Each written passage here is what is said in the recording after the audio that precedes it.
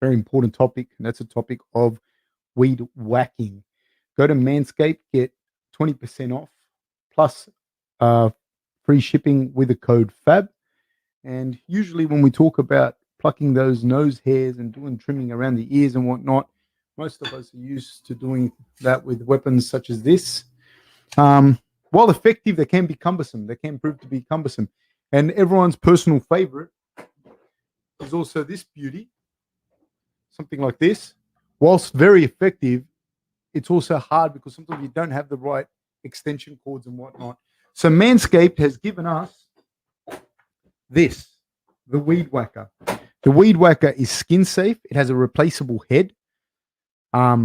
It has high performance motor, so premium 9,000 RPM motor powers. This is something that you would have probably seen in a World War II aeroplane prior to this. And unlike the hedge trimmer, it's cordless and rechargeable, so you can use it anywhere and you can take it with you. And it's really, really a pretty amazing product. It has a smart design. It's intelligently contoured design for you to be able to grip it easily, and it's not going to slip out of your hand, which is an amazing segue to the next part of it, which is that fact that it's waterproof, so you can use it in the shower and whatnot. So this is a pretty amazing piece of machinery here for all of us that need it. And everyone needs it, because you don't want to be that person. You don't want to be the person that has the nose hairs and the ear hairs sticking out. My dad used to take me to a barber in Liverpool, and ironically, this barber, it was an older guy, had the worst hairs coming out of his ears and the worst hairs coming out of his nose. And always, as a little kid, I used to always watch that. So I never wanted that myself. So please, Manscaped, get 20% off plus free shipping with the code FAB. Thank you, people.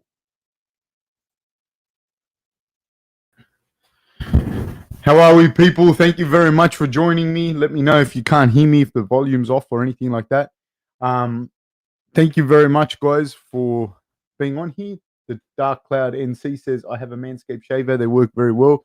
We are here to preview this weekend's fights. Please, guys, if you haven't already, like and subscribe, hit the notification bell. Let me know what you think. Let me know who you think is going to win in the main event, who you think is going to win in the fights prior to that. I don't know. And let me more than anything, not so much who you think is going to win, because that's whatever. Anyone can say anything. I'm more interested in how, why, and what you think, how people have improved or not improved, or what you see the strengths and weaknesses of the respective fighters are. For me personally, I think that Francis, funnily enough, is still a bit of an enigma. The Dark Cloud NC says Stipe by decision. Why do you say that? Is an interesting thing. That's what I want to know. Because for me, when I see Stipe, I see he beat Francis. Francis was relatively green at the time. But then I don't know how much Francis has actually improved. I don't know that, because the fights have all been more or less the same way for Francis. You know, he's hit people more or less. He's hit people and they've stayed hit. So I don't know how much he's actually improved. I dare say that he would have worked on his wrestling and he's worked on his boxing and, you know, whatnot. The thing is, man, and I don't know that Francis has. I don't know how good Francis' actual boxing is. I think his counter punching is very good. I think he's got a really good eye for that, for his ability to counter punch. And when he hits you, you're dead. You know, he hits real hard. I don't think he's a fantastic boxer. And I think, especially around the time he fought Miocic, like, footwork wasn't the best at the time. You've seen his footwork change, and his footwork's gotten better. He's got a bit more of an open stance, and he bounces a little bit more, and you know, and all of that looks good while he's not tired and somebody takes him out of that comfort zone and out of that first kind of round. I don't know how his stance will be then, because he didn't traditionally, when you box, you want whichever direction you move, that's which foot you're going to step with. If you step right, say you're an orthodox. If I'm an orthodox, if I step right, I'm going to go right foot first. If I go forward, I'm going to go left foot first, and then my right foot. I'm going to kind of slide that way. And Francis, sometimes at times before, he wasn't. He was kind of coming. Let me get this right, because I'll say this wrong. He was. If you watch him, he'd step right foot first and then left, and his feet would kind of come together. and but he's got so much power, and he actually does have a very good eye for striking, obviously, and for counterpunching, but really good footwork, and he doesn't have like the really good boxing like that as like from a boxing perspective. Not That's not to say that he's not effective in MMA. That's a completely different thing. Um, so I've seen him also in a couple other fights, and I don't know exactly which ones, but might have been against Overeem. It might have been. I'm not sure, where he fought and he had to move back a couple of times, or whatever. And you can still see. I don't know if it was an Overeem fight. I can't remember. I could be wrong. Somebody told me if they saw it, but there's still like the remnants of that footwork still there. That's not. It's not. He hasn't got that boxing footwork, and Miocic has really good footwork, and Miocic has really good wrestling, and also it's Miocic's ability. He didn't just out wrestle Francis in that first fight. He outboxed him as well. Um, I don't know. So if Stipe stays clean in the first round, he might have the win, says Sasank. Hi, coach, says Nur Ahmed. Hey, Nur Ahmed, how are you, my friend? Sasank, greetings from Toronto. Greetings, sir. Nur Ahmed says both improved and Ghana's still going in with the same avenue to victory. I agree with that. I'm just curious, isn't Ghana going to be able to um to stop that? Is Ngannou going to be able to stop the? Because it wasn't just the wrestling, it wasn't just the wrestling. He got outboxed as well. And the other thing with Ngannou as well, um, I do think that Stipe has the power and the boxing to stop him, and that's something that Ngannou has felt already in that fight. He's felt that Stipe has that boxing, and that Stipe has those shots. So it's going to be very interesting. What's up, people? Hope you're all okay, says Jack Wood. How are you, sir? Um, Greetings from Amman, Jordan. Thank you, sir. Salam alaikum. The Dark Cloud and Sea. Francis made adjustments, but Francis will gas himself again. He's so muscular for a heavyweight that lactic acid will begin to build up, and Stipe will grind his way to another decision. I think, whilst that is true to a certain extent, I also think that a lot of the way that Francis fights, I don't think he has bad gas tank, just having seen him fight those 5 rounds. But I think that the way that he fights is to sit on that punch, on those counter punches, and really go for it. And it's hard because I don't think he has that plan B. I don't think he has a different way of how he's gonna win. Now that's not a criticism. I wish I had that problem. I wish my problem was that I hit people so hard that I don't get to see my other elements. I'm not that guy. But yeah, that's I think that a lot of that goes into the fact that he's out there to knock you out. Like I don't think he's boxing as well. Like because this is the thing, he doesn't have, like, say you see Peter Yan's boxing. Um, he has really good boxing and he can just keep applying that boxing pressure. That's not the case with Francis. So yeah.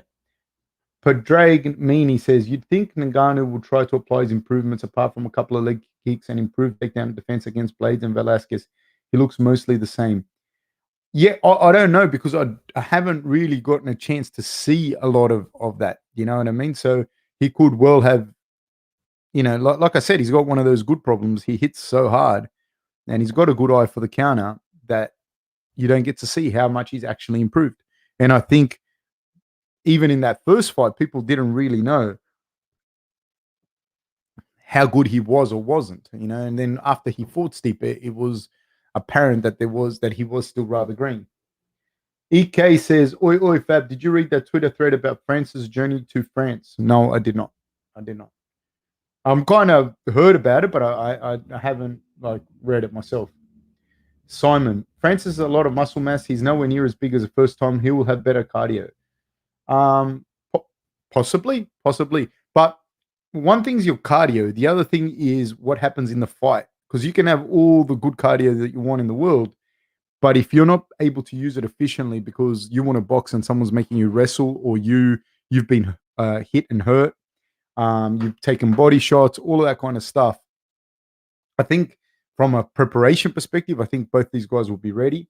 I think it's going to come down to strategy and tactics. And one of those big things, one of the big ifs is if Stipe can avoid getting hit clean from Francis in the first 8 or so minutes, I think that Stipe wins it. I don't know that's yeah.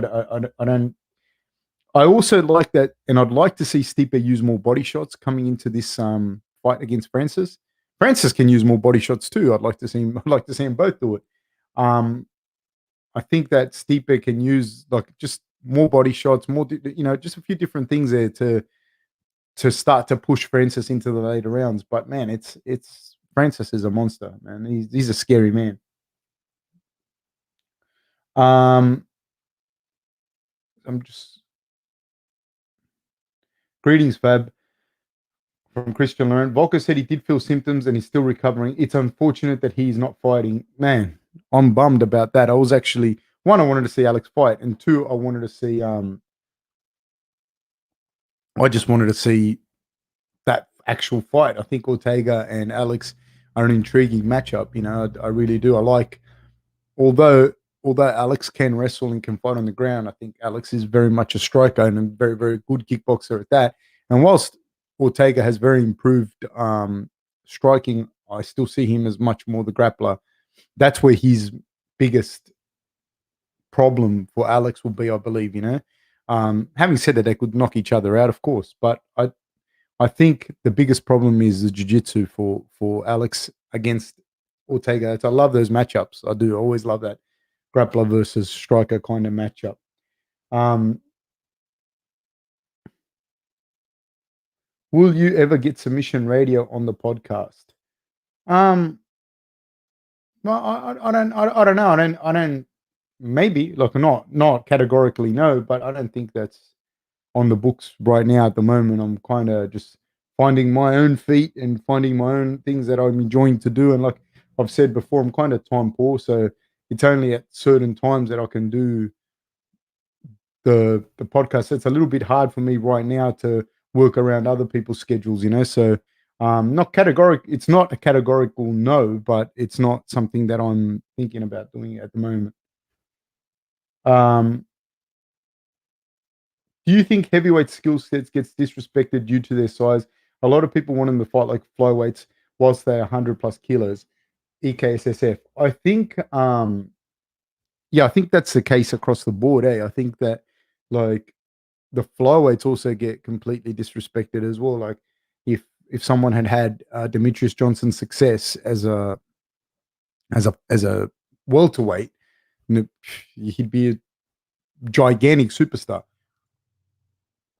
Because he's a flyweight, they don't really think. But I think ultimately, also you got to understand is that those divisions, for the most part, are quite thin, anyways. Like most grown men don't walk around at 50 something kilos. They fight at 57, but still, even if they cut weight, 62 kilos, a tiny guy.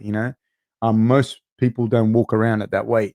Most people are a bit bigger, and most people are not 120 kilos plus. So like those kind of divisions get a little bit lean, like a little bit lean. So a lot of the times you don't have the skill set across the board. Like you don't have like at lightweight, you have the top 15 guys at lightweight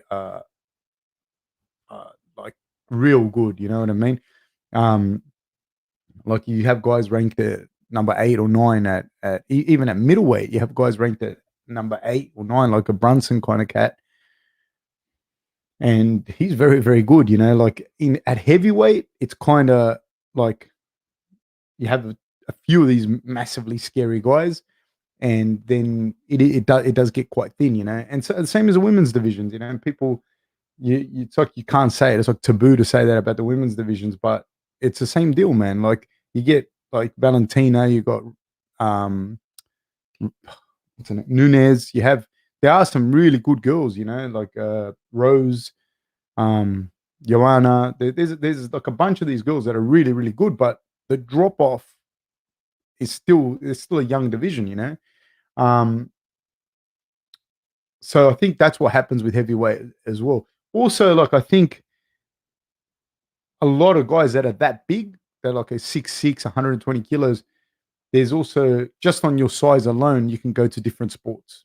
You could play football, you can, you play basketball or whatever. just on your size. There's not that many people that big. Stipe will win by his yo GG. How are you, man? Good to have you. Thank you, sir. Stipe will win by his experience and whiz unless he gets caught by Ngannou's power. Yeah, more or less. I have to agree with you. Hey, man, how do I say your name? Because I believe that's Arabic, and I can't read Arabic. Can you write what your name is? Kevin Matthew. Hey, sir. Hey, sir. Right back at you, sir. Sasank really wanted to see Riddell versus Gillespie. Man, I wanted to see that fight so bad, man. Gillespie is like a legit wrestler, like a legit wrestler, and especially a collegiate folk style like that style where there's mat returns and control time on the ground. Very, very good at that. He actually has a win over Michael Chandler, and it was a big win. He didn't like just beat him; he beat him by a lot. I'm really excited to see Michael Chandler versus Charles Oliveira. Actually, really, really excited. Um, Uh, as someone over 100, Hegemonian says, as someone over 100 kilos trying to shoot doubles over and over ain't where it's at. Yeah, it's super hard, man. You're moving a lot of weight. And these guys aren't like 100 kilos. These guys are like guys that, they're walking into the octagon 110, 115 kilos. But they're guys that if they weren't training, like if they just like did a little bit of weights and, went for a hike with the dog and ate whatever they wanted, they'd all be over 120, 130, 140, 150 kilograms. I'm talking about. Um, so they're huge men, they're huge, huge men. So the way that they fight is different. Kevin Matthews, meaning the reason why heavyweight gets a bad rap is because of the couple of people that run the division. Also, they use their weight and power. They have to. Faisal Afghani, welcome, Faisal. Thank you very much, mate. EKSSF, speaking of Brunson, I feel like he gets very little respect for his success. How did you guys game plan for him knowing his explosiveness and reckless style? I can't talk too much. I can't talk too much about it just because I'm not working with Rob anymore, so I don't really have that like where I'm going to say, oh, I'm going to talk about this. Or I'd rather let Rob talk about that kind of stuff. I can talk a little bit about it, don't get me wrong. And also just had a respect for Brunson because he's still fighting, so I don't want to put too much for it on him out there. But we thought he was going to come out strong. Outside of him catching Rob, there's a massive difference between their striking. No disrespect to him. Sure, if him and Rob had a wrestling match, he'd probably beat Rob in a wrestling match. Probably. I'd say probably, I don't think that their jiu-jitsu, if they had a submission grappling match, it'd probably be pretty close. But striking wise, the difference was huge, very, very, very big, especially in their speed with their striking. So it was to establish that jab, establish that distance right off the bat. And we thought that what was going to happen, but not as much as what he did.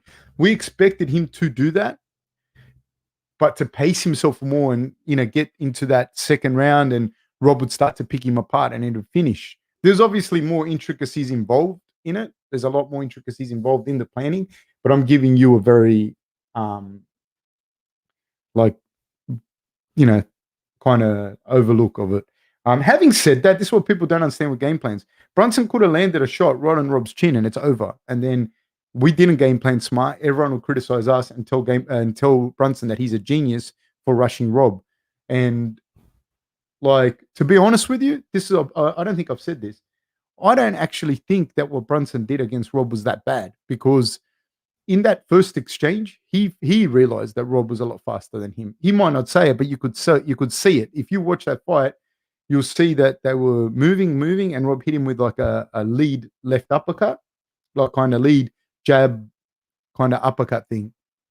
And he hit him bang, flush. And it was quick and it was boom, right down the middle. And Brunson just went boom. And the reality is, had he have just stayed out there and tried to outbox Rob or out kickbox Rob, Rob would have smashed him. Like it was too quick. And so he went and rushed Rob, and he'd done this to 5 other guys or something prior to that. And he'd had success in doing so, in hitting people and getting his hands on them and knocking them out. And then if he didn't land it on Rob, he was going to try and take Rob down. And he tried, but he couldn't do it. And I can't knock him for that. You know what I mean? Like, it's better than giving up and not going for it. Like, there's things that you can see in the fight, and I think that in a way people will say, "Oh, his fight IQ was shit for it," and I think maybe that's a nice thing to say. It has like a logical coherence to it. But I ask you, what's the alternative? What's the alternative to what he was going to do? Like, he wasn't going to outbox or outstrike Rob. You know what I mean? That's just, he might have caught Rob with something, but he wasn't going to outstrike Rob. And if you sit there and try, and anyone that's ever fought or sparred, even if you sit there trying to kind of outmaneuver or outstrike a good striker, it's not going to work. And then he'd get criticized for that too. Um, let me see what else we have here.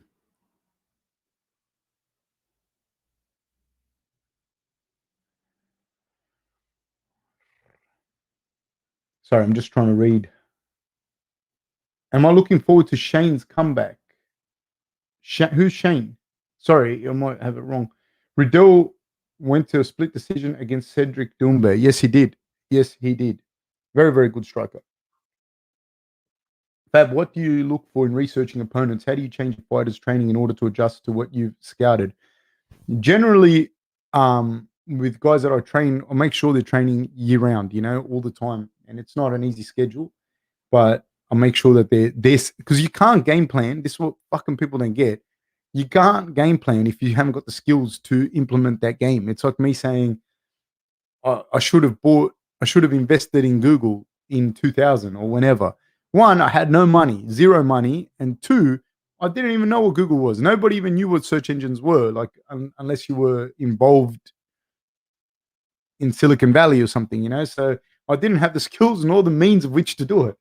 That's the number one. So first is make sure you guys are training all the time so that they're, say for example, your submission, grappling, your jiu-jitsu, those skills are improving. Your wrestling and wrestling ability, both open mat and on the cage, that's improving. And your striking is improving, and then you can compartmentalize that and break it down as you wish.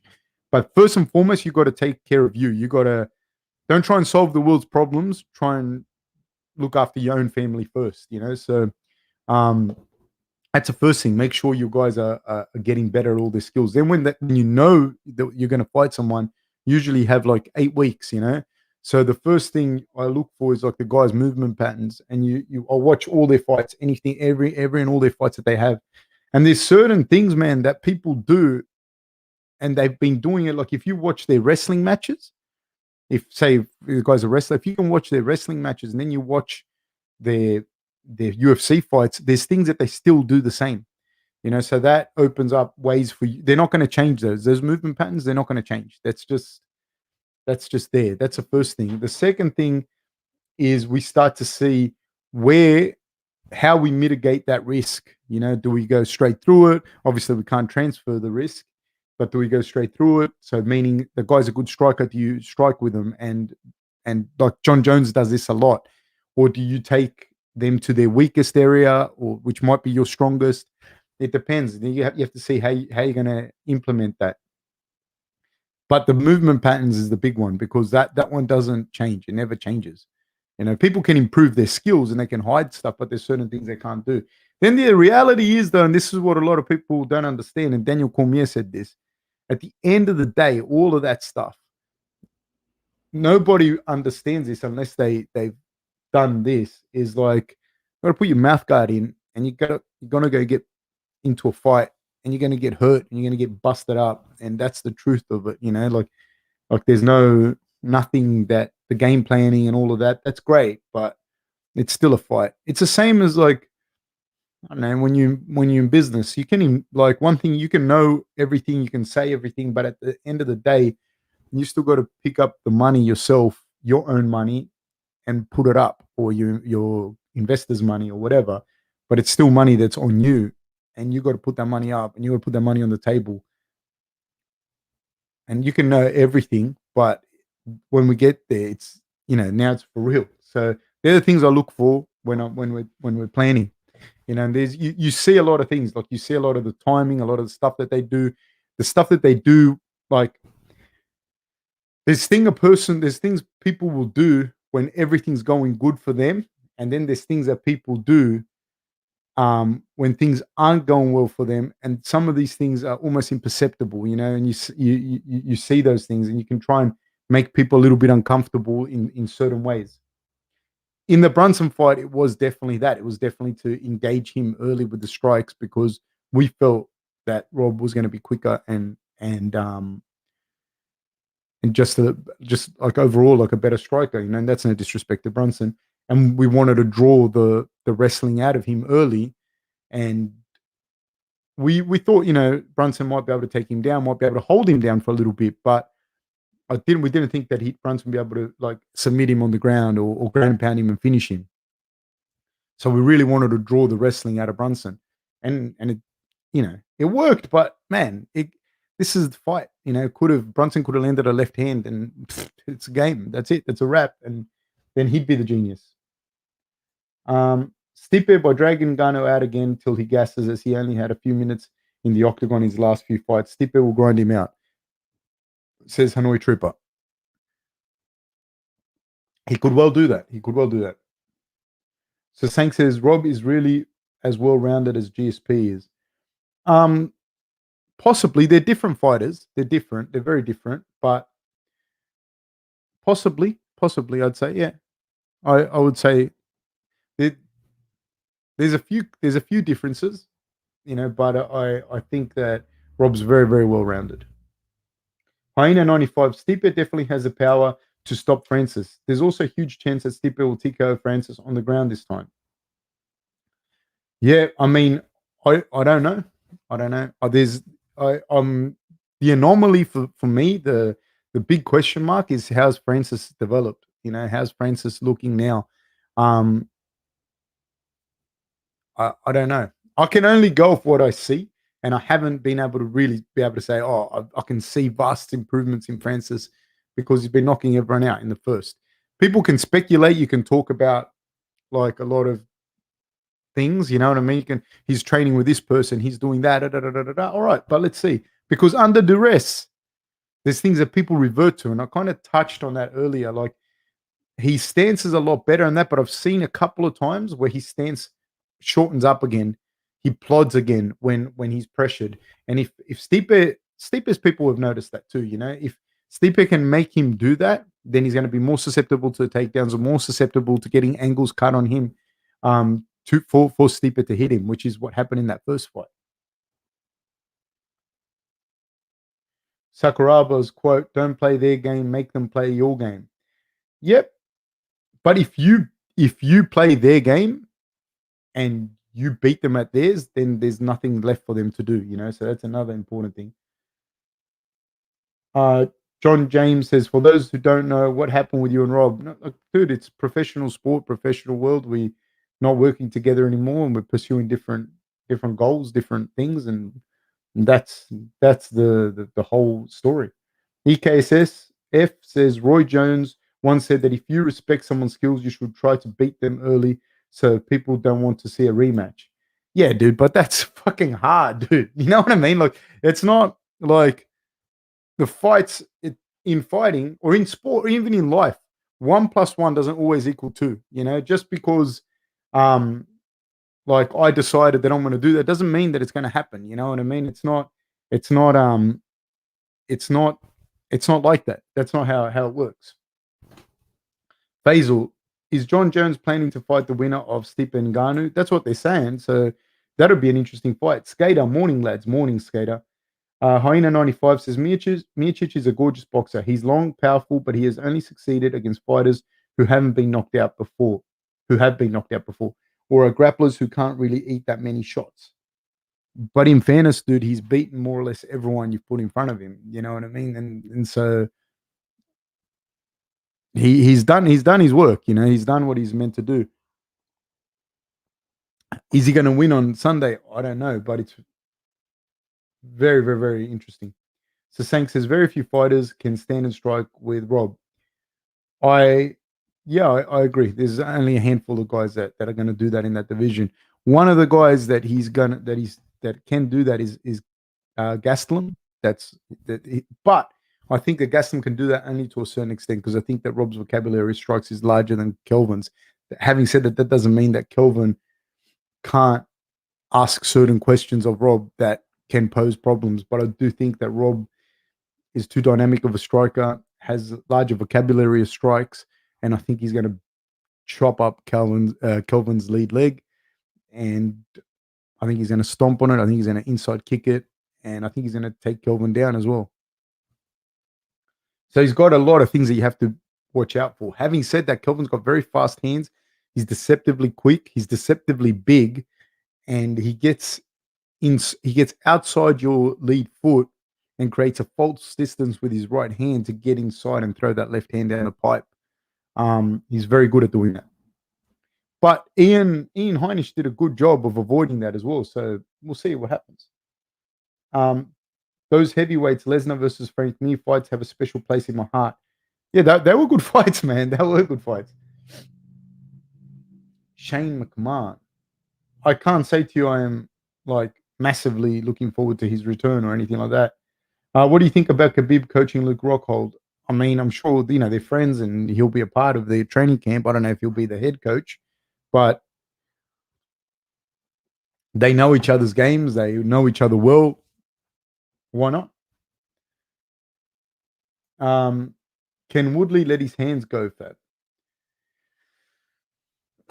Man, again, he's a guy that cops a lot of criticism, and he is frustrating to watch. And I do think that these best days are behind him, but it's not like he doesn't.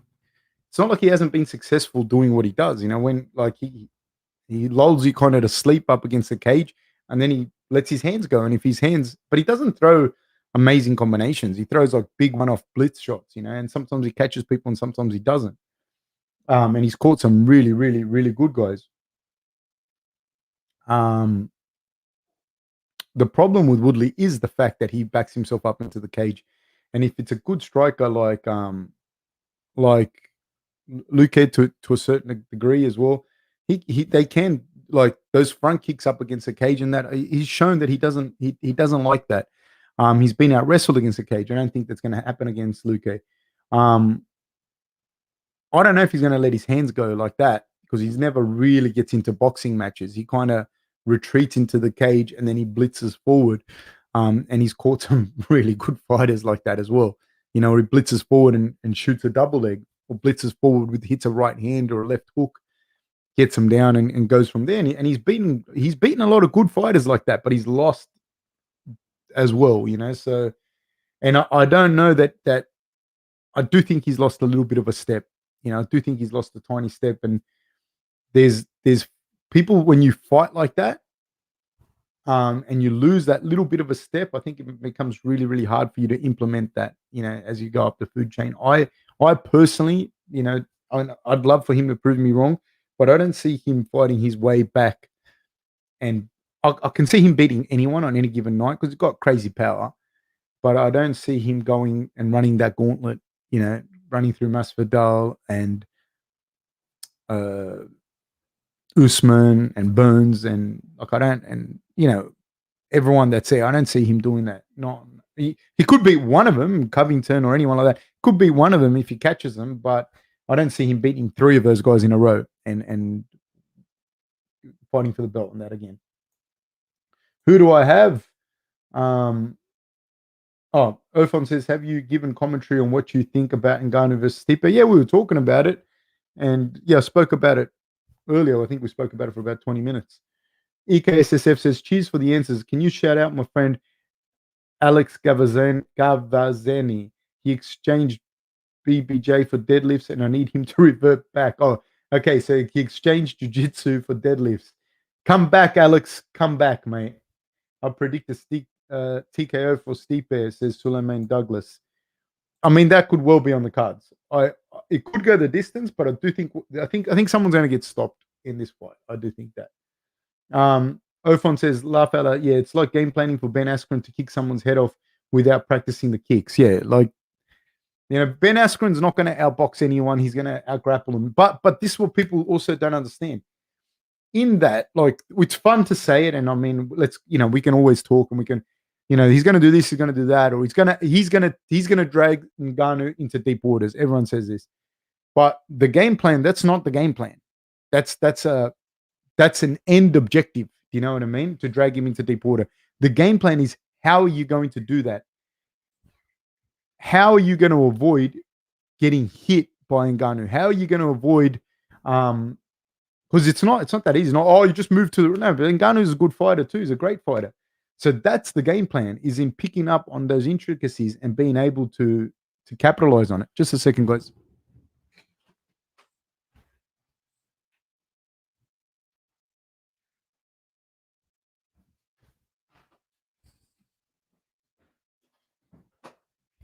Yeah, so that's the game plan. The game plan is not, let's drag him out to deep water. That's like a real obvious one, That's like saying, let's play chess. I want to start in checkmate, or let's play chess. I want to take your queen and your castles. The game plan is, how am I going to get to that? How am I going to do that? You know what I mean? That's the game plan. Sorry, guys, just a second.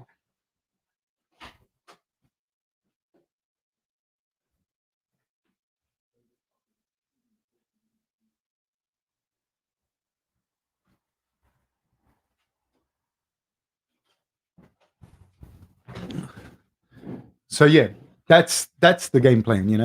Not thing. Hyena 95 says, the Dark Cloud NC. There's been stories and interviews that have said that Ngannou has been wrestling ever since that first loss in preparation for his bout. He may well have been. I'm going to assume that he has. Like, I doubt that he wouldn't have. But then there's only so many hours in the day, and he didn't just get out wrestled. He got out boxed as well. I don't know. I'm not saying that Ngannou hasn't, and I'm not saying that his wrestling hasn't improved. I'm not saying any of that. All I'm saying is, you have to see it, and you know what I mean? We have to see that in the practice, and I haven't seen it in the practice because he's knocked everyone out in that first round. You know what I mean? So I haven't really had an opportunity to see that. That's all I'm saying. I don't doubt that he's been wrestling. I don't doubt that he's been wrestling. He's not stupid. I don't doubt that he's boxing, that he hasn't been working on his boxing and his footwork and his stance. Not stupid guy. All of those things, I don't doubt him. But you have to see it first, for us to be able to say, yeah, it's effective as well, how he's doing it. I have no doubt that someone like him will have improved, and he'll have picked up on his wrestling, etc. Skater says, I see Ngannou blowing his load again. Seems like the nervous energy is still there. I don't know. But the thing is that what I think is he kind of has to, and this is what people don't understand, because like, he's not going to beat Stipe over 5 rounds, skill for skill in a fight. I believe he has to take Stipe out of there, and then you have to then decide which way you're going to go. And people say, "Oh, it's bad. It's a bad fight IQ," and blah blah blah blah blah. No, dude. Like, you have to make a decision which way you're going to go, and then you live and die with that decision. And if Ngannou clips him early at 4 minutes into the fight, everyone's going to say he's a genius. He did it. Da da da da da. His power. If he doesn't, and he swings for the fences, and he can't get him, because Stipe is a very high level fighter, dude. He's not going to be a guy that's just going to be there. You're just going to be able to hit him whenever. If it doesn't work out for Francis, then Stipe is going to more than likely win the decision, and that's the thing that people don't understand. Alex Taylor says, "Man, I feel so bad for Brad and Alex. Super unlucky. Hope Alex gets through COVID okay." Likewise, mate. Original Sin, in order. Which 4 is the most important skills in MMA? Stand up, striking, kicking, ground game, wrestling, takedown, and conditioning. I don't think any of the components are more important than the other. That's the thing. Because the only thing, and I'm big on conditioning, by the way, but the one I'd say out of those things to take out is conditioning. Because if you can't wrestle and you can't strike, like, doesn't matter. You're going to be the fittest guy out there. You know what I mean? And the fittest guy can win. Don't get me wrong. The fittest guy can win, but you do have to have. We're not talking in absolutes. We're not talking about a guy that hasn't all the conditioning in the world versus a fat guy who just rolled off the sofa. I'm not saying that. So of course conditioning is very, very important. But what I'm saying to you is, if you're a guy that's learning now to fight, or you want to think at it, you got to learn. You'll be hard pressed to do wrestling, jiu-jitsu, and striking, and do three days a week of each. You know what I mean? That's going to be already hard. Just three sessions a week on each one of those. That's already going to be hard for you to do. And your conditioning will improve massively if you're wrestling 3-4 times a week, anyways. Then after, when you're ready to fight, it's the opposite, because when you're going to fight, you already have the skills, you already have the strength, the fitness, you already have your jiu-jitsu, your striking, blah blah blah. Then the actual fight, is all conditioning. It's all fitness, it's all conditioning, and then the fittest guy with the biggest engine wins. But a lot of the times people don't understand it. Also, it's all on your training age. If you're a guy that's just learning, then the skill development's the most important, and not your conditioning. Sitting Bull says, hit like if you haven't already. Please, guys, hit like, hit the notification bell, tell your friends, share. Thank you so much. Hegemonian says, you got to think Francis is learning his wrestling in a huge body as opposed to when he was young and little. I don't think he can be effective offensively if he tries to grapple. I don't think he'll try and grapple Miocic. Miocic is a much, much better grappler than Francis. Much better wrestler. Mashari Al-Gamdi.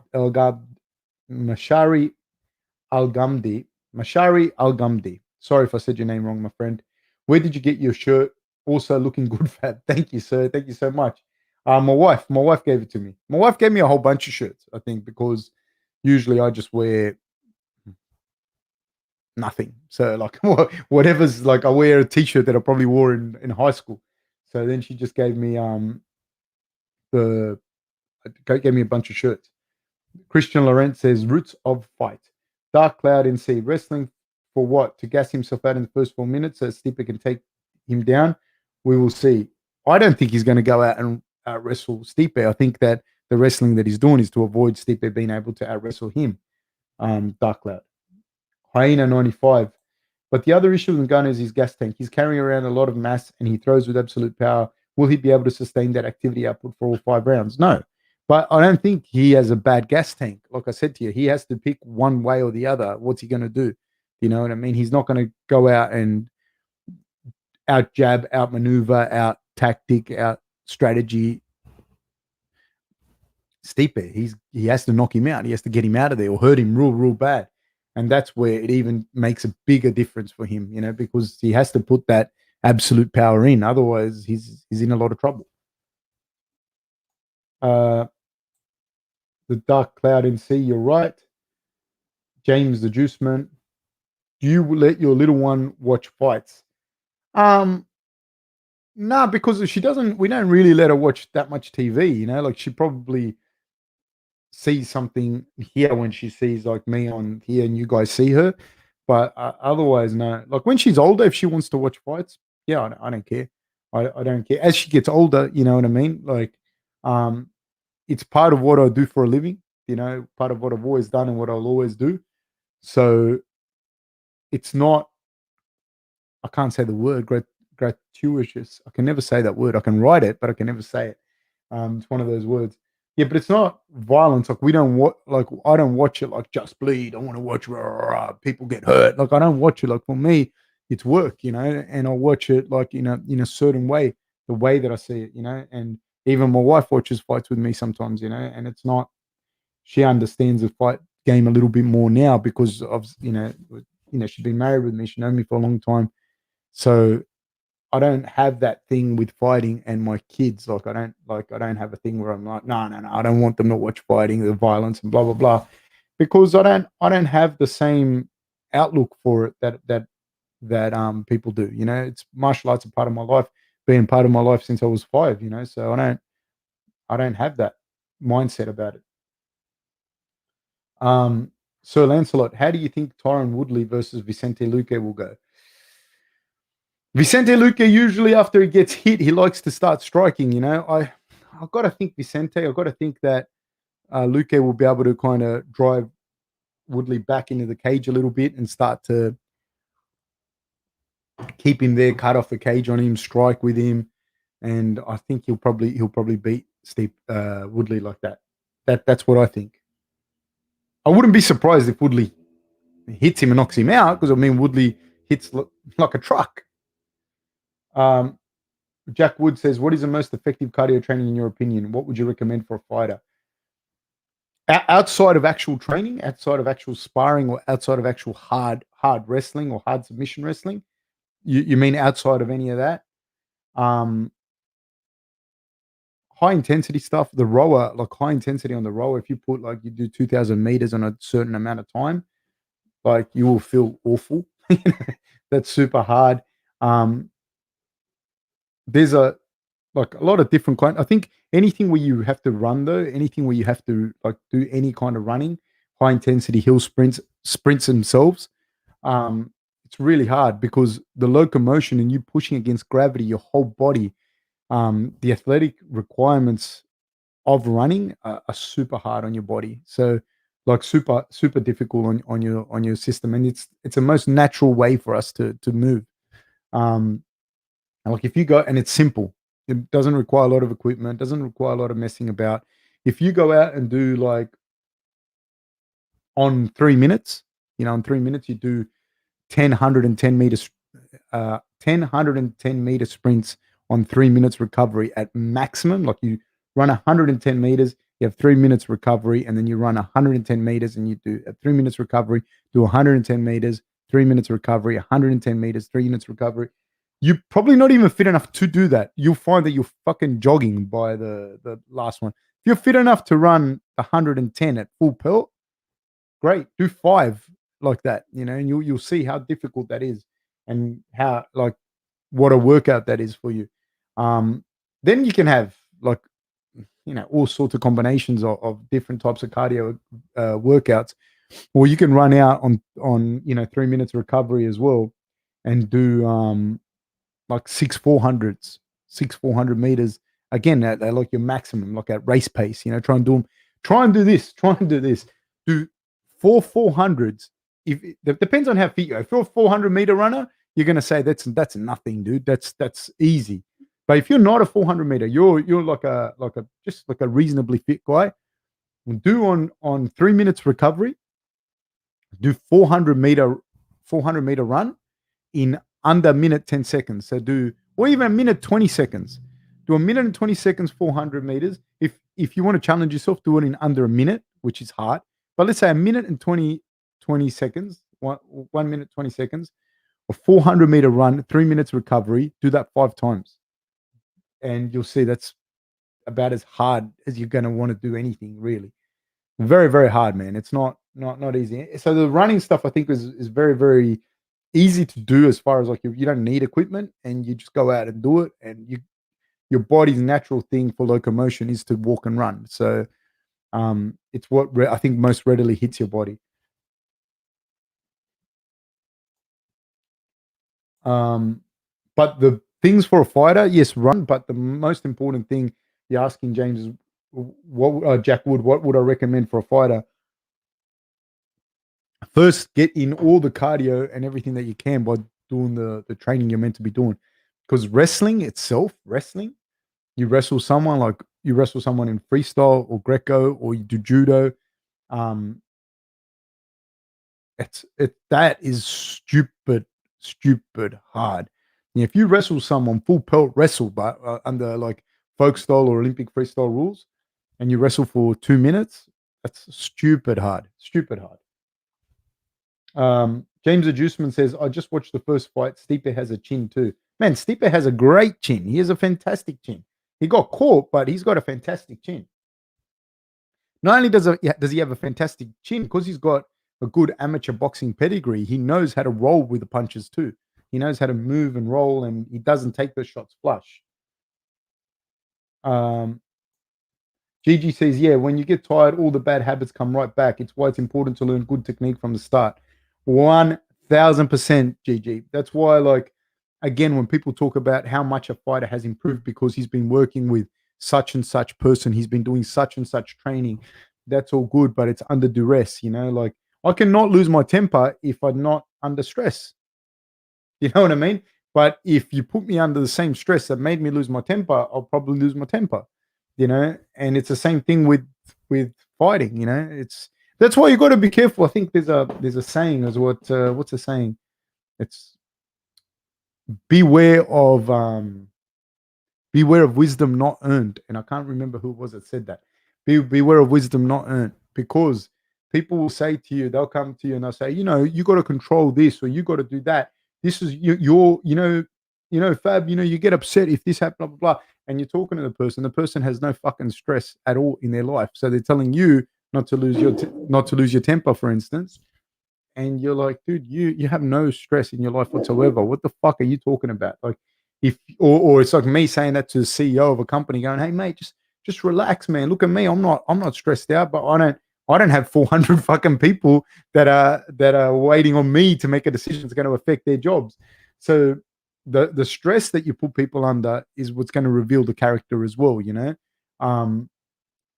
so I think it all depends how Stipe can push Francis to make different things. You're going to see what his actual improvements are like, And I wouldn't be surprised if Francis comes out and he's super improved. But just because you've been training with a person or doing this or doing that doesn't mean that you're going to be able to do it against Stipe. Jack Wood says, yeah, at James Juiceman Epstein, he ate those uppercuts like they were nothing. The Dark Cloud NC says, common sense would tell Francis that he needs to use his wrestling only to keep the fight standing, of course. But unfortunately, I believe Stipe will break Ngannou mentally early in this fight like last time.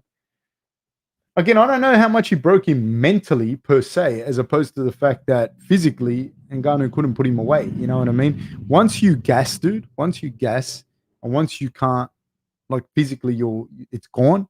Like, yeah, people go, he broke mentally and blah, blah, blah. But dude, like, once you're gassed and everything you've done to try and get this monster out of there, you haven't been able to do, and you physically can't do it anymore, you're done. Drunk savage, like, okay, see you, mate. Randy, love your show, Fab. Kevin Matthew, Fab, I would love for you to come to the States, come to my dojo. Very smart and talented. Um, Man, I love going to the United States. I love going to the United States. It's a beautiful place. Thank you for the invite, man. I probably will drop in there if I'm invited. I don't roll around much, man, though, because I have uh my knee is waiting for a replacement, and I'm trying to put it off as long as possible. So I don't roll too much anymore. But I really appreciate that, man. Thank you. Randy gives me a clap. Thank you, sir.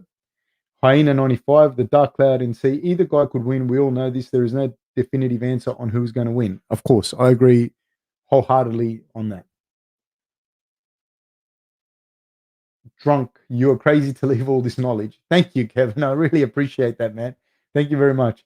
Kevin Matthew, like, you must not practice martial arts. I'm a Rob fan, but it's not only him.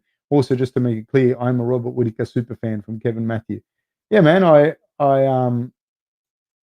I don't really understand that. Plus, it's been like a year and a half that Rob hasn't been on the show, dude. Like, you know, it's weird. Oldies, Robert must have a rematch with Izzy. He probably will. I'd imagine they will.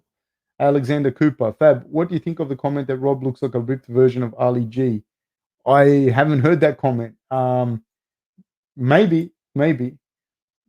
There was in Japan once. We were in Japan, like this early on in Rob's career, and somebody thought he was Clay Thompson.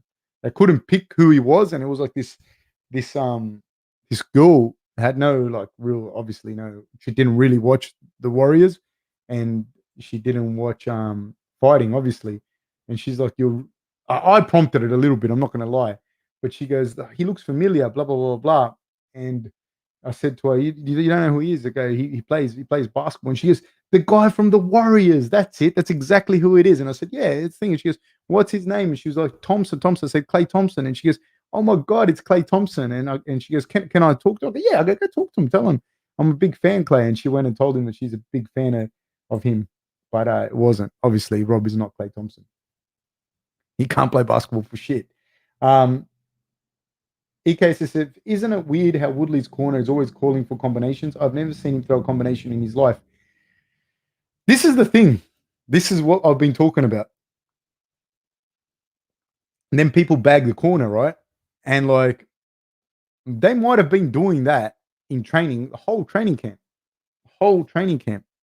And then when he gets in there under duress, and it's not so much just a mental thing, dude. You got to understand, like, it is a mental thing, but it's not. I don't even think it's necessarily a weakness because it's very hard if you're Woodley and you've had the success that you've had doing what Woodley does. It's very hard to change that. For something that might not give you the success when you're thinking like a gambler kind of thing. Nah, this next one I'm going to catch him with. So it could be that. So it's very different. I'm just going to skip a few guys. What fight on the undercard interests you the most, if any? Ooh, probably the Luca fight, the O'Malley fight with Almeida. I like that one. I like that one actually. I like that. That one's a good one. And I'm always going to go for Jamie Malaki because he's a local boy. So go Malaki, go Malaki.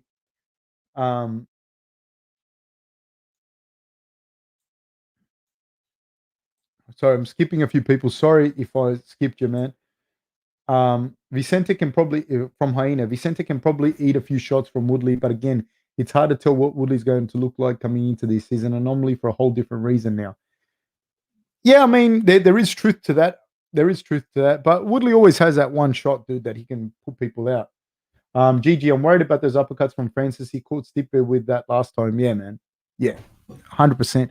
And the lead left uppercut that he hit over him with, you know, Miocic is going to put his head on that side for the takedown. So yeah, the uppercuts from Francis are scary. Rock Salt Lamp returns. Yes, sir. Yes, it's there. It's behind me, giving me all this positive energy.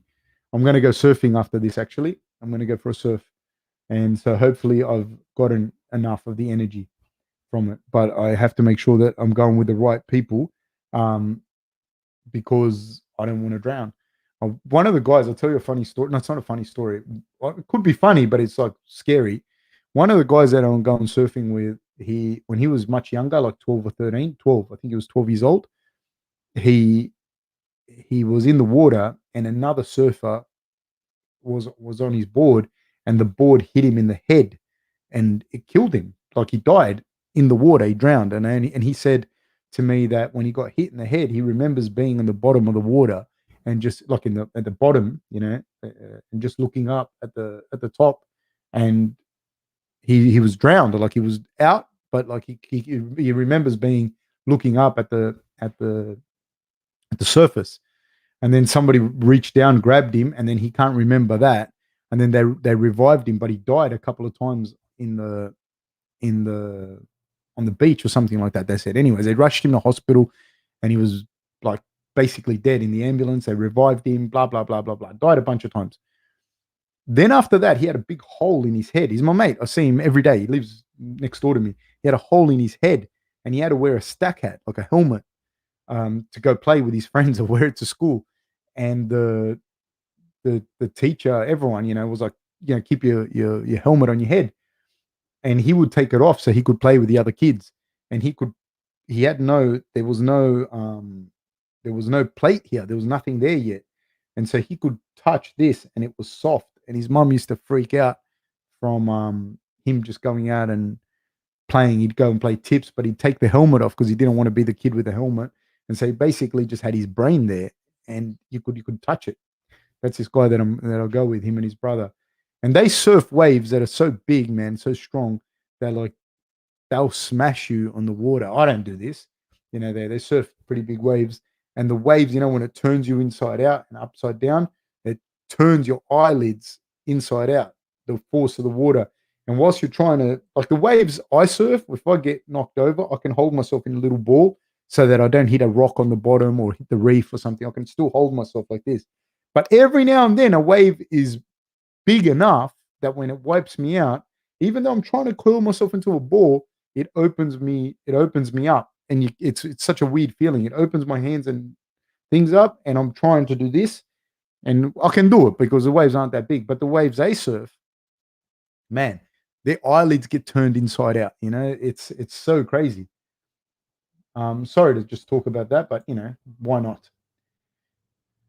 1234 says, I still think Stipe will take him down again. It's hard to beat a guy who was wrestling all his life, no matter what training Ngannou does. Yeah, and also a guy that I believe is a better boxer than him. I think Stipe is a better boxer, and Ngannou has way more power. But that's what's going to make it hard, is because I do think that Stipe is a significantly better boxer, and Ngannou's going to try. I think Ngannou's going to try and kick Stipe's legs. That's my opinion. I think he's going to try and kick Stipe's legs to try and slow Stipe's movement down a little bit more. He's going to be a little bit more tactical in that regard. That's what I see being different. And if he can succeed in doing that, and he's a very powerful man, then I think that that'll be tactically the way for him to start trying to beat Stipe, if he can kick the shit out of Stipe's legs.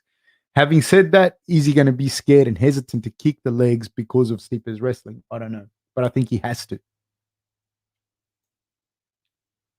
If Stipe gets past the second round, he wins easy, in my opinion. Yeah, after third, fourth, and fifth, I think it helps Stipe. Steve E says, does it impact the gym coaches inside the gym when events as Alex Volkanovski having to pull out of a fight? Of course, personally, the time put in, but the gyms that rely financially will cost them the coaches. Yeah, 100%. The work, if your fighter doesn't fight, you and the guys and everyone don't get paid. The fighter doesn't get paid, you don't get paid, and all the work that you've put in doesn't get paid. Like whether it's I'll just do it like, not doesn't have to be a big time fighter. It could be as simple as your coaches have had to take time off work and time away from their families and whatnot, and all the stuff that goes with it, organized child minding, etc. Da da da da. Just so painting it, because you ask me from like a gym's coach's perspective, all of that stuff, right? You're coaching your fighter, everything, da da da. Your fighter doesn't fight, you don't recoup those financial losses, and you don't get paid for that time, unless you've got a different setup with your fighter, where your fighter's paying you an hourly rate before they fight. But a lot of these gyms, and I'm not going to get into specifics, I don't know what the specifics are with Alex, but a lot of the times with fighters, they're paying a percentage of their purse.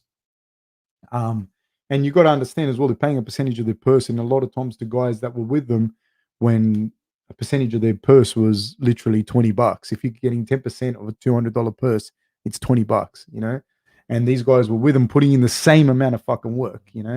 So now, like, big fight like that, especially like in Alex's case and Brian's case and all of that, like, I don't know Brian, because it would have been both the same.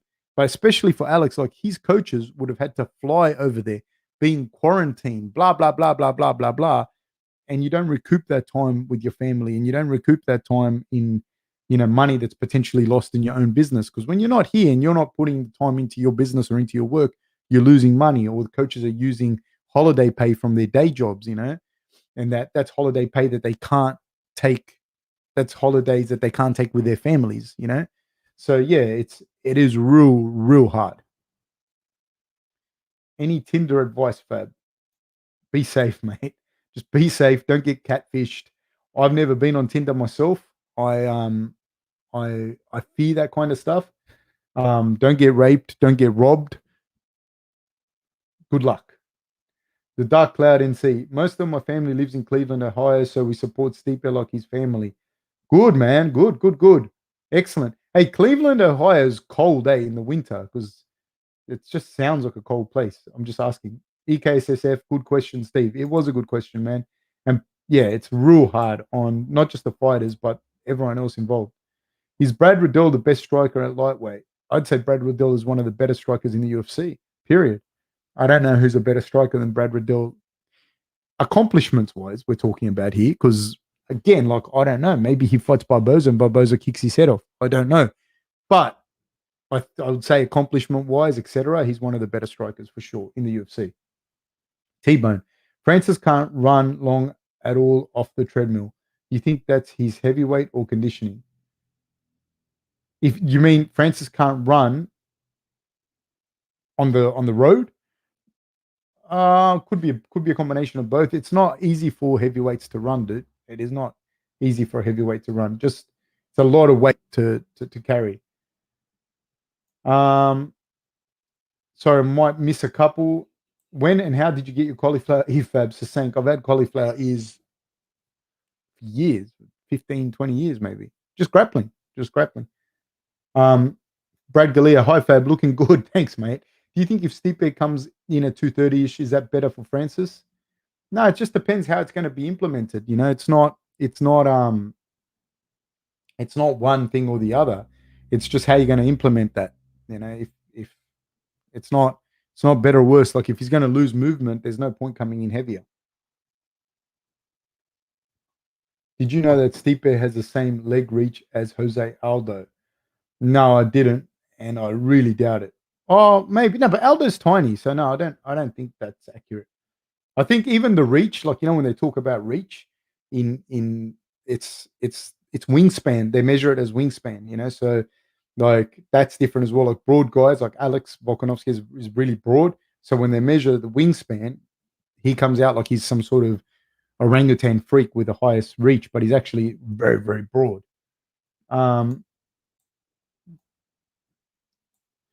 It's 6 a.m. here in Nagaland. Love and respect. Thank you, sir, and thank you for listening. King Carrot, who would you dislike? Who would dislike honest insights as this? King Carrot.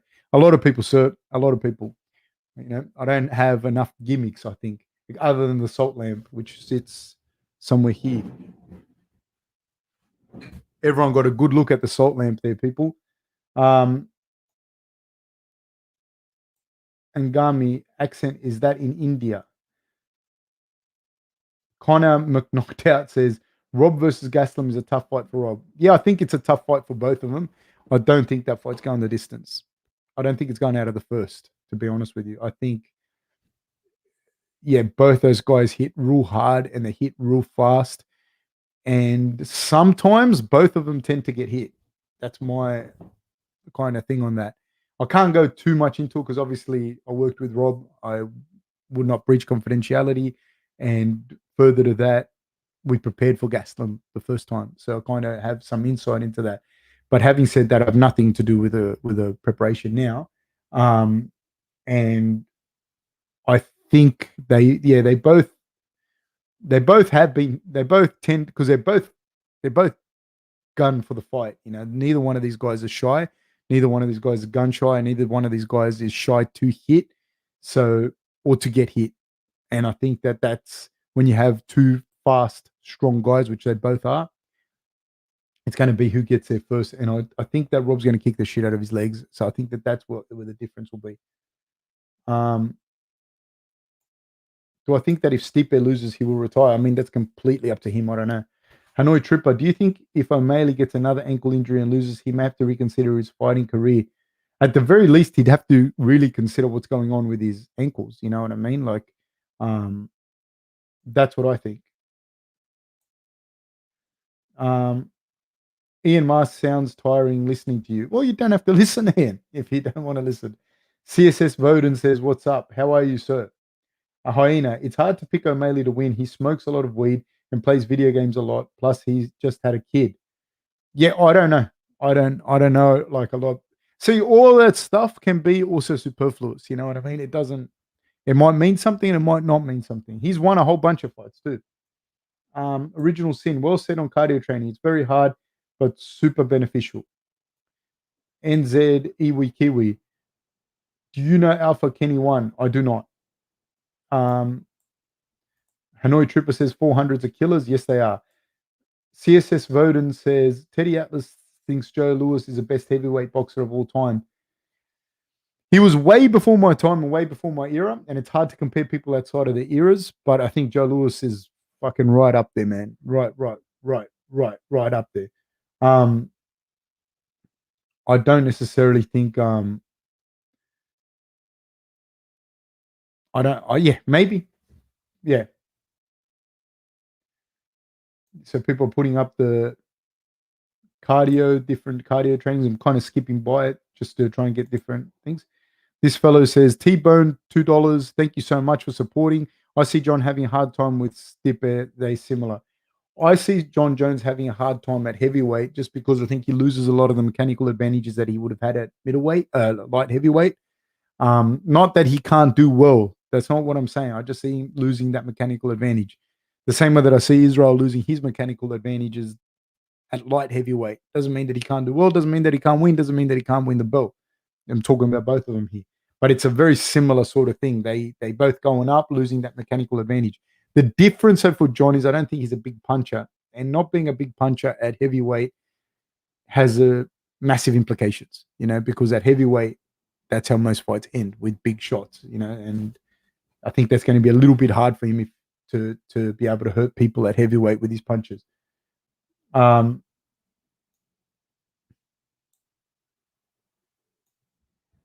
I'm just skipping a few guys here. We have not had a chance to see any improvements from Francis as he's been murdering people fast. Stanley MMA. I agree. I agree with you, mate. Um, Everyone's writing about the 400s. Um, Martovi says we used to do 400s and aim to finish in under 1 minute 20 seconds back in high school 3 times. Actually, the worst thing I'd ever experienced. Super hard, man.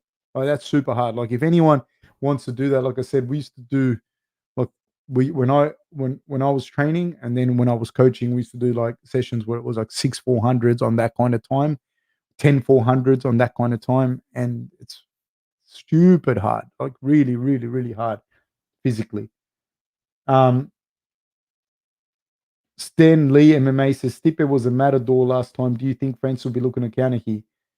Francis is always looking to counter though. Do you know what I mean? That's the other thing. Like, even though it looks like he's swinging for the fences, he's also like he's swinging for the fences. He'll come at you, but Francis's real strength is in that his ability to counter, his eye for the counter. So that's where his real strength is. Bolo, who's still on steroids in the UFC?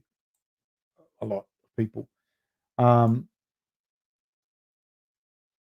Sorry, man. I think you wrote in French, and I can't understand French. Who would win, Cejudo or Holloway? Again, that's one of those things where I say, like, I think people lose. Like, Cejudo won comfortably at flyweight. He won at bantamweight. At featherweight, I think he gives away a lot. He gives away a lot of mechanical advantages. He's very, very good, but I don't think he beats Holloway. Bo Himmler, Clay Thompson is another biracial angel. Laugh out loud. Ian Ma, all bets are off when you get punched in the face. Yes, sir, they are. Corey McManus, thank you, sir. Thank you so much. What do you think of the whole COVID situation? Here in Ireland, the government overreach is insane, treating healthy adults like they're sick children. Man, honestly, it's a very interesting thing. I think we can talk about COVID with the fighting. I've got family in Ireland, actually, interesting. I don't want to get too into that because it's such a broad thing. And I'll be honest with you, no one really knows enough about the COVID situation to be able to give. We haven't had this situation like this before, like this exact thing. So it's very, very difficult to be able to say what's right and what's wrong. I don't know enough about it. Um, and I'm not in Ireland. You know what I mean? And here in Australia, this is the difference. I know that in certain parts of the US, certain parts of Europe, um, South America, Africa, Asia, there's all different kinds of impact that COVID has had. For us here, where I live, in particular where I live, the COVID never really hit us like that. And I mean, Australia's a large island. We don't share borders. Um, there's a whole bunch of stuff. We're not densely populated, and in particular where I live, is it's on the south coast, and we've had outbreaks, but it hasn't.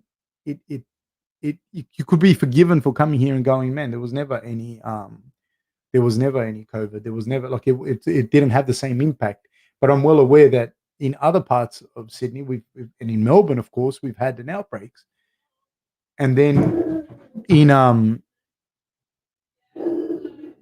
other parts like of the world, it's been pretty. Sorry, guys. There's just someone here where I got to see.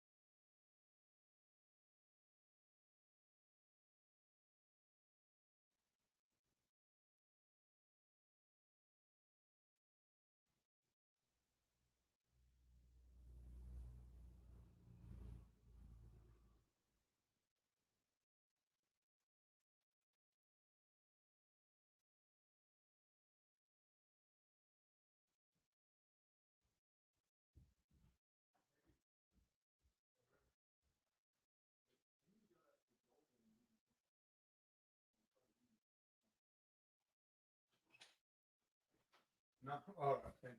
No. Yeah. So it's been quite different. So it's a little bit difficult. Uriel Rossini says, "I'm falling in and out of love. Falling in and out of love." Okay. Oliver Ekman, Fab, how you doing? I'm good, man. What time is the fight? I'd have to look. It'll be advertised with our podcast thing, so I'm not exactly sure. Um, Oliver Ekman, okay. EKSSF, healthy adults can still be dumb idiots. Yeah, look, I will say this on that, just on that COVID thing. Like, you know how I said, like, here where I am, like, you could be forgiven for thinking there was no COVID.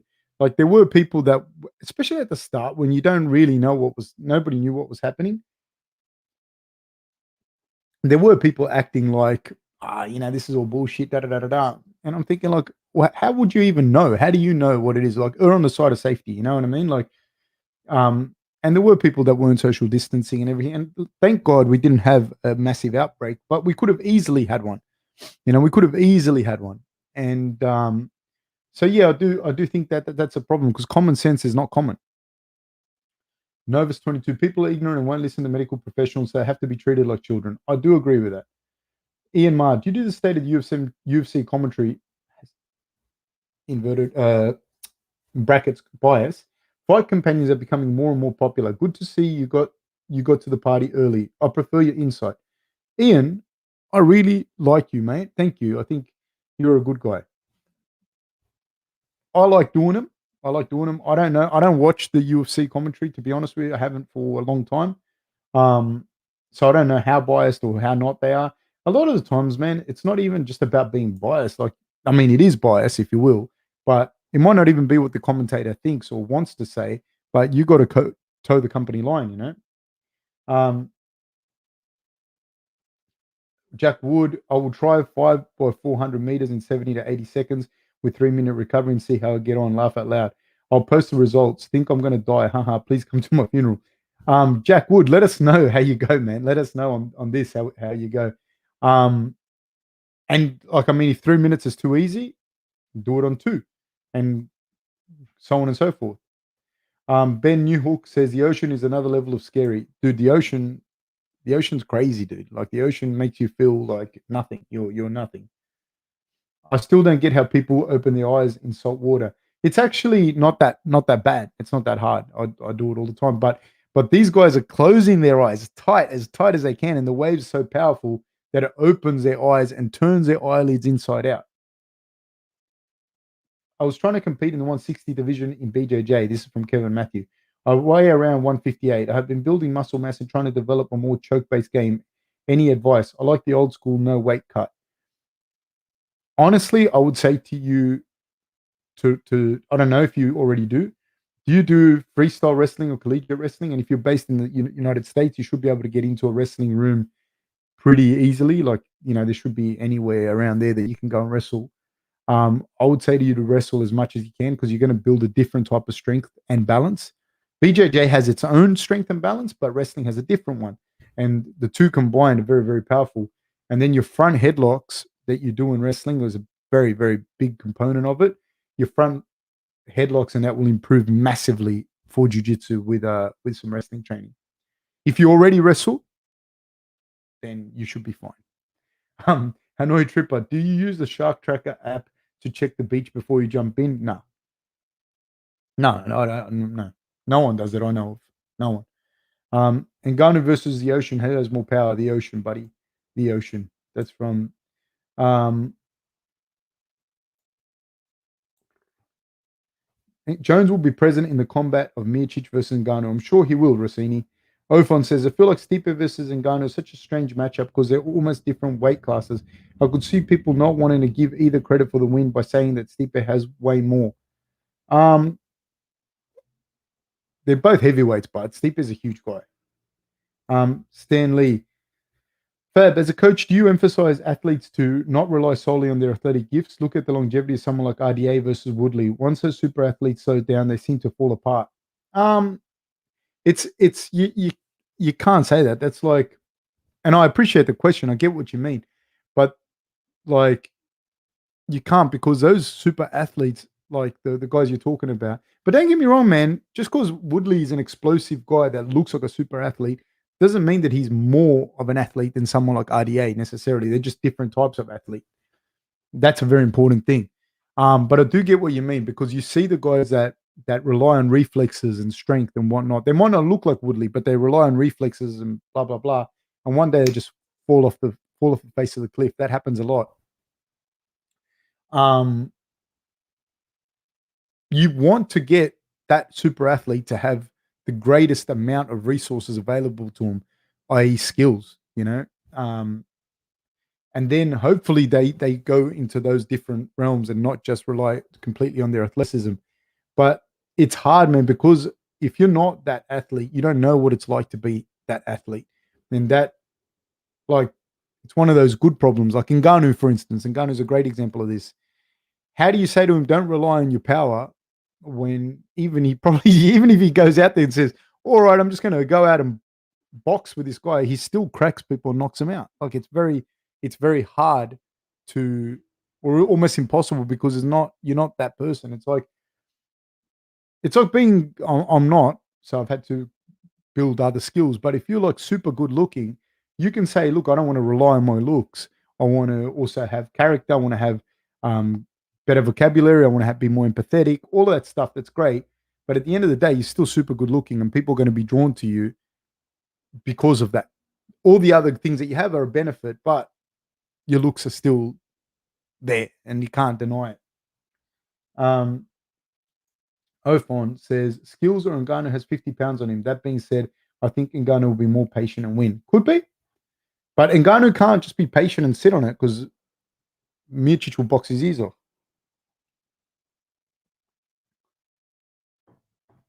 Hanoi Tripper says, would the percentage of the fighter's purse include any fight of the night bonuses, or is that normally all just for the fighter? It just depends what you and the coach or manager or whatever, and whatever system you guys have is going to be like what you come up with. Because some people, you might, if you get an established fighter that comes in, right, that fighter might say, listen, can we talk about it, da da da, and you say, you know what, you're going to pay me X amount of money per week for X amount of sessions, and all your purse is yours. That's if you get a fighter that's already established.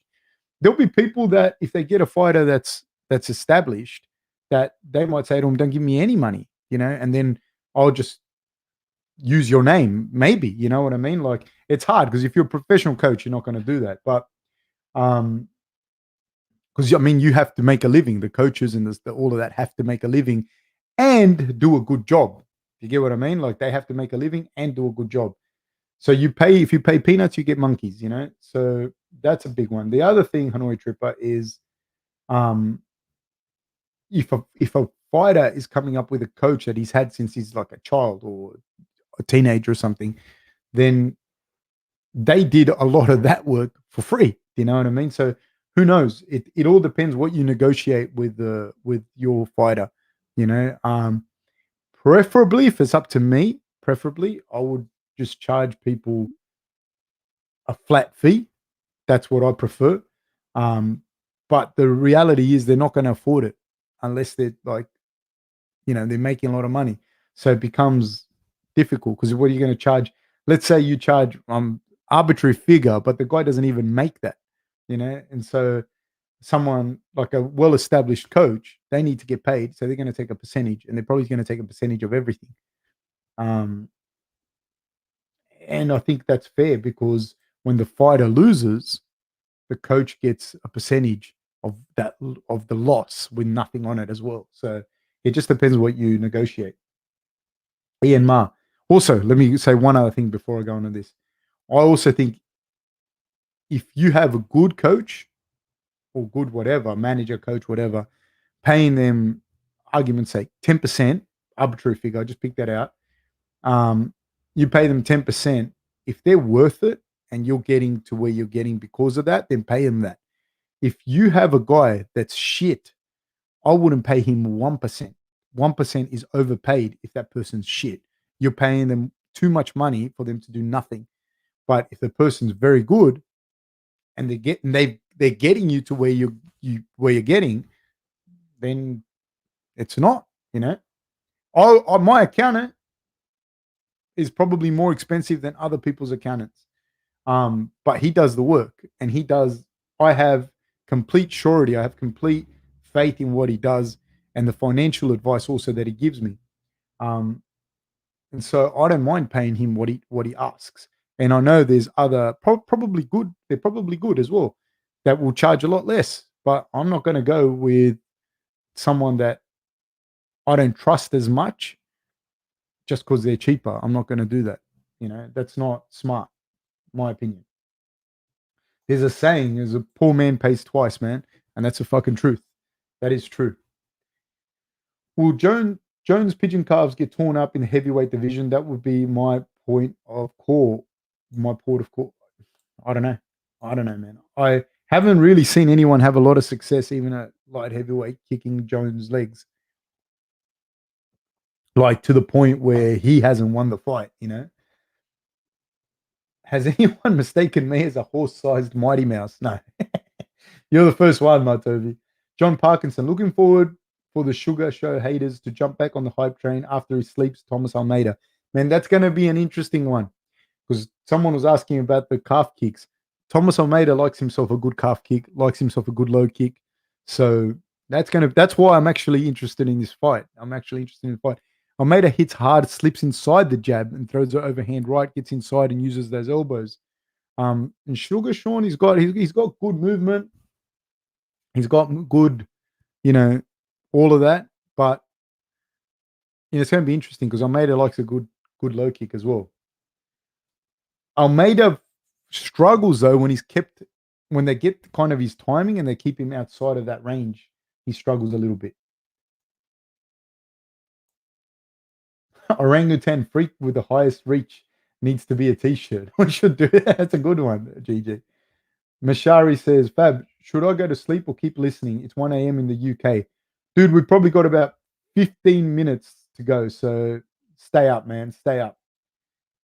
Dylan, are you not coaching Rob anymore? No, I haven't coached Rob for maybe a year, at least a year and a half. At least a year, maybe close to a year and a half now. Just trying to work out the times. Rob talked about being burnt out and taking a break last year. Is it common for coaches to feel the same type of burnout, and can they afford to take those necessary breaks? I can't say is it normal for coaches to feel that the same type of burnout because I don't know what type of burnout like you feel might be different to what I feel. But I mean, people burn out. I mean, they do, or they, burnout is a term that we use. It could be a million other things that so I can't talk. I don't know like if me saying burnt out might not mean the same thing that it means to you. If you're saying to me, how is it hard? Is a job hard on the coaches? Does it take a huge amount of stress? Fucking absolutely. Any coaching job is incredibly stressful, incredibly difficult. It's a lot of fun. It's extremely rewarding, but it's stressful and difficult. Like you're problem solving, and any type of coaching. And I mean, that's what I do at the end of the day. I can stop for a little bit, or I can ascertain what's wrong or whatever. But ultimately, that's what I do. I'm always coaching. But yeah, you have to take breaks, though. You do have to take breaks, absolutely. As an athlete, as a coach, as an accountant, you have to take breaks. So that's not any different. Um, Somebody says if DC stayed off the Popeyes and fought at middleweight, would he have been more dominant? I don't think DC would make middleweight, mate. I don't think so. And if he did, I don't think he'd be healthy. Um, Ian Ma says I was talking about you describing the interval training being tiring, not your voice numbnuts. Oh, sorry, I misunderstood. I just thought, fuck, that's so aggressive because I've seen you on here before, and I'm like, this guy's always nice. What's happened? What have I done to you? It is tiring. It is tiring. My wife sometimes says that to me. That's probably why I was extra sensitive, Ian. And Ben Newhook, Mahashev versus McGregor in the future. I think it would be easy to sell. Bad for Connor though. Yeah, the thing is, Mahashev's on the up. McGregor when you lose momentum, dude, that's real. Like losing momentum in a fight is real. Like I look at Gastelum and Rob. That's one of the big things that I see coming into the fight for Rob. Rob has momentum going in his favor. And Gastelum had lost a little bit of momentum. You could see he was a little bit gun shy against Ian. Um, so yeah, Anguel says commentators screaming big shots. That's going to be this weekend for sure. Jan, everything else aside, would you rather your fighter have had only one opponent in the past 2 years or four opponents in the past 2 years with training for different matchups? Does Francis get slight advantage? Now, but the thing is, see, that Stipe had one opponent, but he fought him 3 times or 2 times in the last 2 years or something like that. So Stipe has been active, and there's two things: the types of fights that Stipe has. He's had an opportunity to do a lot of different things and try different things and really work out that puzzle, which is Cormier, which is not an easy puzzle to work out. Having said that, he's been in wars, and they would have taken their toll. Whereas Francis has probably had an opportunity to train for different guys, but went and knocked out everyone out the same way, anyways. So I think if I have to put my money on one, I think that in as far as that, I feel Francis has probably had a bit of a slight advantage on that, in that he's had the time to prepare for different people, even though the outcomes are different, but he hasn't had the wars.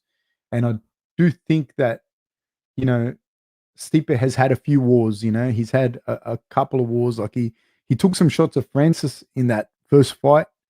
The DC fights were not pleasant, and that's 3 of them where he's taken big shots. So in that regard, I give that advantage to Francis. I ran a 400 2 days ago. Oliver says sucks, especially at 270. Oh my god, yes. James Adjuceman, I used to have a fear of diving, so at the swimming carnivals, I just bomb in to start my race. Good for you. Joel Forbes, we're meant to go surfing. I hope you're listening. This is why I haven't returned your call. We will be going surfing very, very soon. Lewis CC, it will be interesting if Stipe will approach his fight like Fury did to Wilder in their second fight. I thought that approach could be very successful against Francis. There is a similarity. There is a parallel. I get what you're saying. EK says it's good boy protecting Fab. Thank you. Yeah. Oh, the dog. That's Fab's aunt barking, says Oliver. No, what happened? My daughter threw up in the car. I went to drop her off at my mum's house. My daughter threw up in the car, and I drove the car, and I came back, and cleaned the car, but the car smells of baby spew. So I left the door open, and one of the guys walking past, one of the neighbors, just let us know that the car door's open, but my dog didn't want to hear it at all. Fab's gone. This is now an anime chat. DBZ all day. I don't know what that means. Anguel says, I think Stipe has improved more than Francis and will finish the fight this time. In my opinion, improvements outside the cage aren't worth what improvements inside the cage are. I think that there's a logic to that. Barring some significant deterioration in his durability, I think Stipe will control the fight. I agree with that to a certain extent as well. There is some truth in that. The biggest thing for me is fuck, dude, you get hit by Francis, you're gone. You know who act like you know everything, Fab? The 2%. That's true, EK. That's true. Sorry, I'm gonna just jump through a few. I don't need new. James Juiceman says, I don't need new friends, but in your old age, how do you think older people can find new friends? It's funny that you say that, because I think that we long for community, like we are social beings, and there is a decay in the nuclear family. We don't even have that same, there's a decay in the nuclear family and a definite decay in the extended family. So we long for communities. I think finding people that you have like-minded activities with, like if you enjoy surfing and you start surfing, you're going to build your own little tribe of people that you have. And within that group, there's going to be people that have the like-minded philosophies on life, so to speak. Not every surfer, just in that small core group that's your friends. So joining gyms, and try and join as many as you can, of things that you enjoy. That you don't join a book club because you want to meet people. Join a book club because you like books, and so you have something to say. go to a course, things like that. But do things that you want to do, and then I think that helps to proliferate people around you of like-minded people. Oh, thoughts on Justice Hooni versus Jack Morris? I think this might be the biggest mismatch in boxing, and I don't want to see Jack die. Jake Howarth, Francis, Justice is fucking lethal. That's all I'm going to say on that. Kevin Matthew, my professor has a takedown program. We practice takedowns. I haven't done traditional wrestling, but I have done research in shoot style takedowns. Kevin, if you want it for your jiu-jitsu competitions, go 3 times a week, 2 to 3 times a week. Go and wrestle with wrestlers, because no, it's not the same, dude. It's not anywhere near the same. The conditioning, the strength, the mental process is completely different in wrestling, and it's different. It's just completely different. And the fact that you can't go to your back makes you work different muscles and different types of balance. So it will help your jiu-jitsu immensely. Like, your jiu-jitsu will go from here to there, because it's all grappling at the end of the day. And not doing, to me, this is just me, I don't think of myself as like a striker, jiu-jitsu. I like to think of myself in combat terms, and I'm no great fighter, but doing wrestling and not doing submission wrestling leaves you, like, not doing submissions, not doing jiu-jitsu or some sort of submissions, leaves you kind of open. Like, it's not the same. But only doing jiu-jitsu, not doing the wrestling part of it, is only half of grappling, half of grappling. So yeah, go and do some actual wrestling at a wrestling gym, and it'll be a big difference. Ngannou should work on his jab, and he would be unbeatable. CSS Voden says that. Look, it's not just his jab. I like I said, I think that if Ngannou was a fantastic boxer, he would be boxing. You know what I mean? Like, there's a reason why he's doing MMA and not boxing. I think that you have to understand, like, someone like Ruiz would outbox Ngannou handedly, in a boxing ring. It won't be the first big puncher that Ruiz has dealt with. You know what I mean? So, um, but in MMA, there's not a lot of guys that can handle that power, or they don't have the boxing to handle Ngannou's power. They don't understand the boxing as well either. Stipe might win it. Who knows? I'm just going down a little bit further because I want to wrap it up. Oi, Corey McManus. Thanks, Fab. Let me know if you're in Ireland. Peace.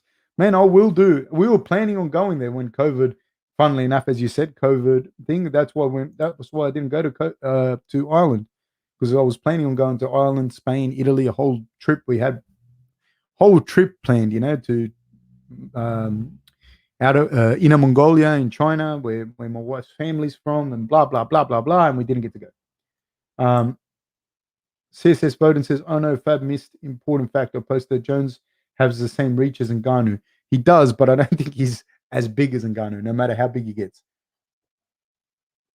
And when you say the same reach, that's another point as well, in that in the light heavyweight division, nobody had like that reach. I don't think Gustafsson came close, I think, and Jones struggled with him in their first fight. So not having the reach advantage is what's going to be the problem, not the fact that he has the same reach or close to the same reach. Yeah, Lewis is pretty impressive, man. Joe Lewis we're talking about. Yeah. I'm just skipping through, guys. Ian Ma, phew, I'm glad the numbnuts comment was taken in jest as it was meant. No way did I mean to offend you. I'm super nice and not a troll. Thanks, Fab. All good, brother. All good. I love this channel. Thank you, Carson John. You and Ferguson, Fab, I heard that you stared down a kangaroo that got too close to your Tim Tam stacks in your back garden. Is it also true that you have the largest pile of Tim Tams in that hemisphere? Little kangaroo, I would stare down. I do like Tim Tams. I have a weakness for Tim Tams. I've put on a little bit of weight actually in the last couple of weeks. I can see it in my face now because I can see the screen. So I don't mind chocolate. Nutella is another. I have such a weakness for Nutella. Yeah, little kangaroo, I would stare down.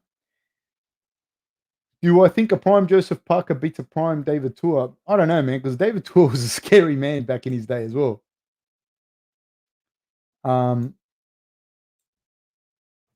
So, guys, basically, what I'm not Scotland. Yeah, I want to go to Scotland. Big time want to go to Scotland. I was in Ireland before and I wanted to go to Scotland and I didn't for whatever reason. I think I went to Sweden because I had family in Sweden. But hey, guys, thank you very, very much. Love you guys. Kevin Matthew, thank you, sir. One day I'll meet you in real life. Let's have a drink. Let's do that for sure, man. Thanks so much, guys. Man, I'm so flattered by you guys watching and listening and being part of the show. I really, really, really, really appreciate it. Man, please like and subscribe if you haven't already. Tell your friends. Guys, I'll see you on Sunday. Let's watch this fight together. Let's have a good time. Enjoy yourselves, guys. Thank you very much. Lots of love.